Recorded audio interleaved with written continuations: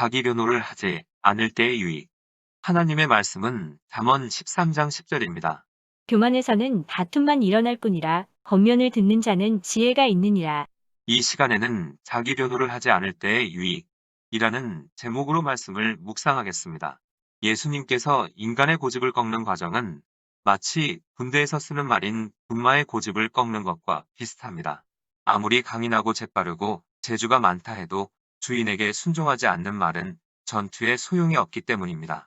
깨어지다는 말은 연약해진다는 뜻이 아닙니다.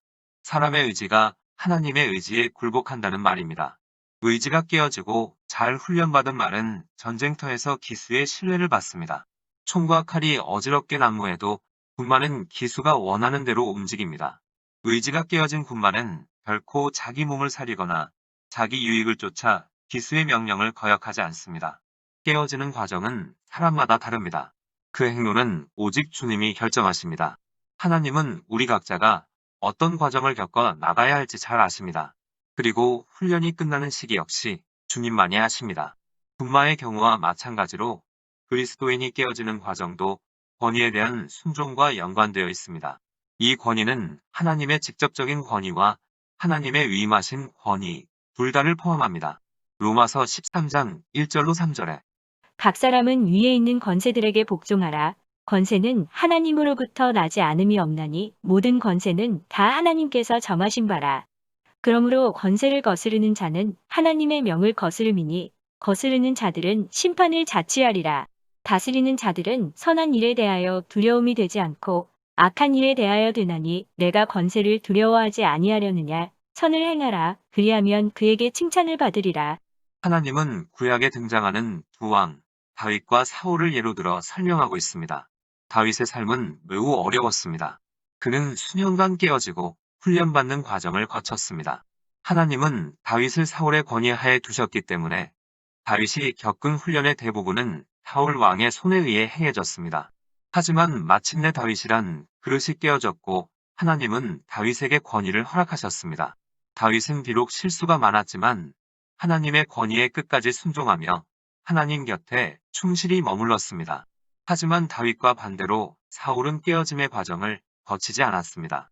사울의 인생은 깨어지지 않은 자에게 권력과 권위가 주어졌을 때 발생하는 비극적인 표본을 잘 보여줍니다. 사울은 하나님이 주신 재능과 권위로 자신의 목적을 이루는 데만 관심을 기울였습니다. 사울은 자신의 계획과 하나님의 명령이 맞아 떨어질 때에만 순종했던 것입니다. 그는 하나님의 말씀을 따르기는 했으나 그 뒤엔 언제나 자신의 의도가 숨어 있었습니다. 결국 사울은 불순종의 문제로 선지자 사무엘과 대립하게 되었고 이런 책망을 듣게 됩니다. 사무엘상 15장 23절에 거역하는 것은 점치는 죄와 같고 완고한 것은 사신 우상에게 절하는 죄와 같음이라. 고집 센 것이 우상 숭배와 동일시되는 것은 완고한 자는 하나님의 권위에 복종하지 않기 때문입니다. 자기중심적인 사람은 권위에 반항하며 순종하지 않습니다. 현대인들은 자기중심적인 사회 흐름에 젖어 있기에 권위에 순종하는 것이 무엇인지 잘 모릅니다. 그러다 보니 신앙도 이리저리 왔다 갔다 하는 것입니다. 자신이 원하는 바와 비슷하면 따라가는 것 같다가도 반항의 기회가 생기면 즉시 다른 것을 선택합니다. 그래서 많은 사람이 가짜 목사나 속임수에 쉽사리 말려드는 것입니다. 하지만 하나님께 진정으로 항복한 사람은 초지일관 확고부동한 자세를 유지합니다. 하나님 앞에서 자신의 의지가 철저히 깨어지고 항복한 사람만이 진짜 하나님을 만날 수 있는 것입니다. 마태복음 21장 44절에 이 돌 위에 떨어지는 자는 깨지겠고 이 돌이 사람 위에 떨어지면 그를 가루로 만들어 흩으리라. 자발적으로 이 돌 위에 떨어지는 사람은 깨어짐의 은혜를 얻게 됩니다. 하지만 거부하다가 마침내 이 돌이 사람 위에 떨어지면 그 사람은 산산이 깨뜨려집니다. 우리는 깨어질 것인지 깨뜨려질 것인지 선택해야 합니다. 우리의 의지를 하나님께 굴복시키면 하나님은 모든 환난으로부터 보호해 주십니다. 그래서 이것만은 하나님께 드릴 수 없다고 혹시라도 고집 부리는 영역이 있어서는 안 됩니다. 그리고 자신의 인생의 짐을 하나님께 맡긴 후에 그것을 도로 찾아와서도 안 됩니다. 우리가 해야 할 일은 하나님께 완전히 항복하고 전심으로 하나님을 섬길 것을 결단하는 것입니다. 스스로 안전하다고 생각하고 자신의 힘으로만 살려고 하면서 하나님의 권위에 순종하기보다는 자신의 능력으로 문제들을 대처해 보려고 한다면 이것은 완고한 마음입니다. 어려울 때에 하나님을 찾지 않는 것도 죄입니다.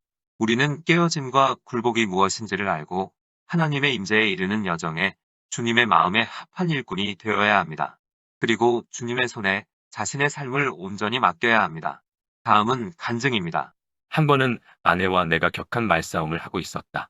언쟁이 극에 달했을 때 주님은 나에게 이렇게 말씀하셨다. 너의 교만이 드러났구나. 그러자 갑자기 잠언 13장 10절 말씀이 떠오르면서 양심의 가책을 느꼈다. 교만에서는 다툼만 일어날 뿐이라 겉면을 듣는 자는 지혜가 있느니라. 하나님은 계속 말씀하셨다. 너와 아내가 말다툼할 때마다 어딘가에 교만이 도사리고 있다는 걸 발견하게 될 것이다. 넌 그 문제를 처리해야만 한다. 누군가는 이렇게 반박할 수도 있다. 만약 내가 옳다는 것이 확실하다면 어떻게 하나요? 예수님께서 이에 대한 명쾌한 답을 제시하신다. 도중에 얼른 그와 화해하도록 하여라.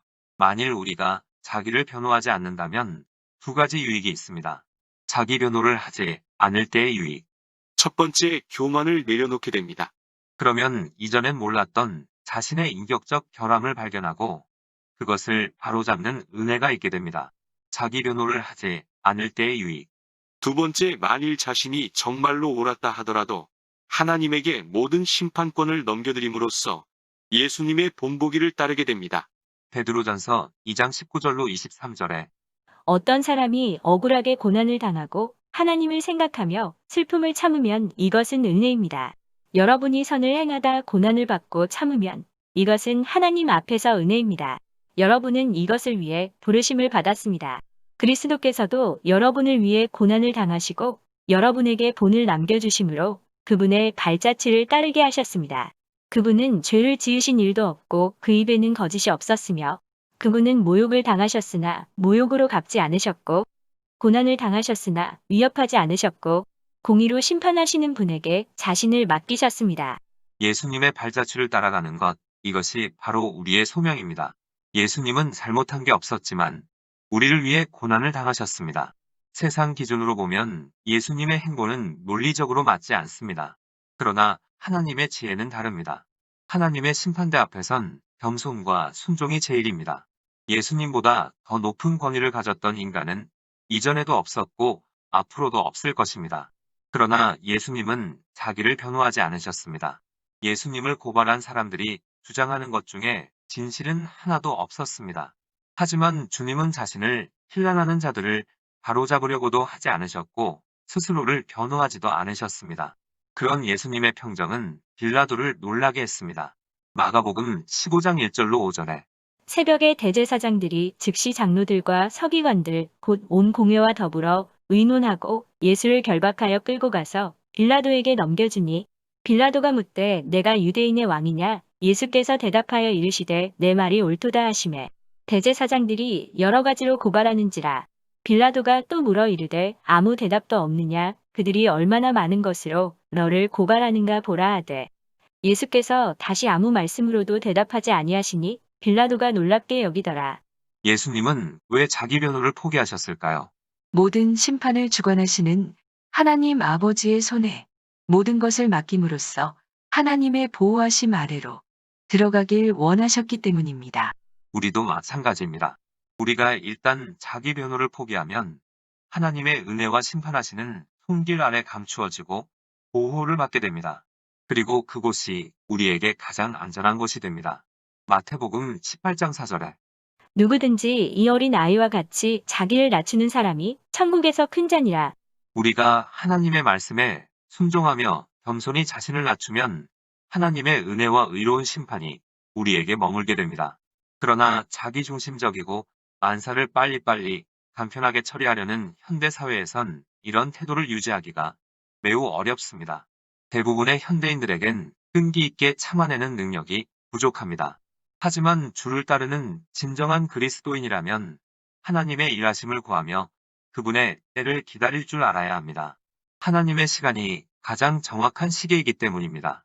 하나님의 구원은 언젠가는 반드시 찾아옵니다. 그렇지만 우리가 기대하는 것과는 다른 방법으로 이루어질 것입니다. 하나님의 구원은 큰 영광을 불러옵니다.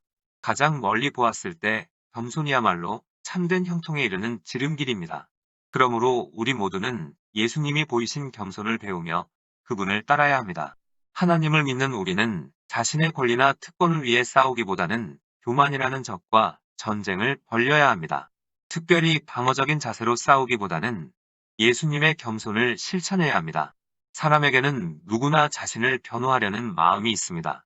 그러나 우리는 좁고 어렵지만 가장 안전한 길인 하나님의 임재에 이르는 길로 가기 위해서는 부당한 일을 당해도 그 상처를 주님의 손안에 맡겨야 합니다. 그러면 무한한 능력의 주님은 우리가 처한 어떤 힘든 상황도 모두 해결해 주실 것입니다.